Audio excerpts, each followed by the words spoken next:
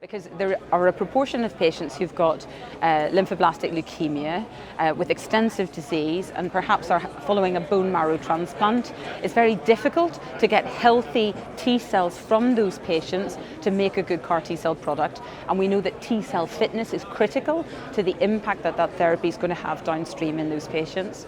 So in order to explore whether it's feasible to generate a CAR T-cell not from the patient, because in some patients we can't, but to go back to the bone marrow donor. So in the patients who've had a bone marrow transplant, if we contact their donor and they consent to give us those T-cells, healthy T-cells, not being exposed to chemotherapy, retain that T-cell fitness, that was the sort of hypothesis around this project. Can we make CAR Ts from the donors and can we give them to the patients post-transplant? And the reality is this, what we've seen is that yes, we can. This is a totally feasible approach. All of the donors were very willing to donate a second time to make the CARs for the patients.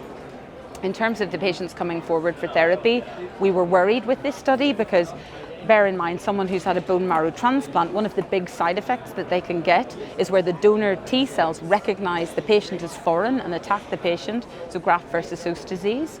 And so we did have some intellectual concerns that that would be a risk with donor-derived CAR Ts, but we haven't seen any evidence of that in our patient cohort. We treated 14 and have had no instances of GvHD in these patients.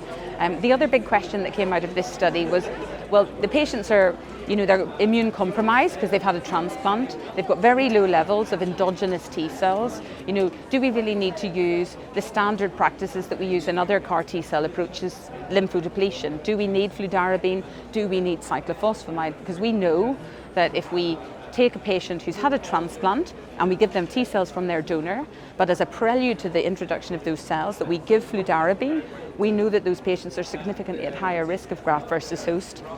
So when we designed this study, we omitted the fludarabine cyclophosphamide because we thought that we were going to precipitate a lot of GvHD. But as it transpires, actually, we didn't see any.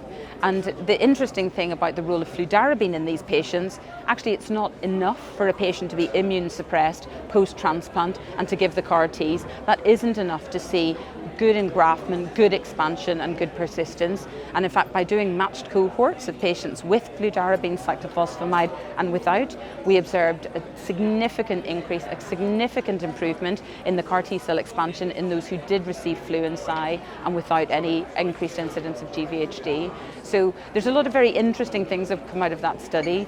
And the last element I'll tell you about is the repeat dosing on this study. So again, when we think about T-cells from a donor, to give post-transplant, we think about donor lymphocyte infusions, and what that is, it's a sort of a dose-escalating regimen of T-cells delivered at intervals to patients to manage things like mixed chimerism post-transplant. Could this same sort of theory and philosophy be applied to CAR T-cell dosing post-transplant? And that's what we sort of endeavoured to do.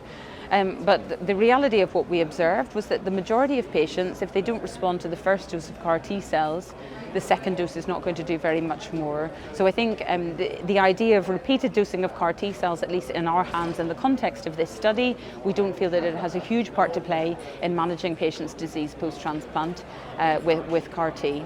So lots of interesting sort of like novel findings, I think, for the field, and certainly a lot for us to take back to UCL and work on next generation approaches.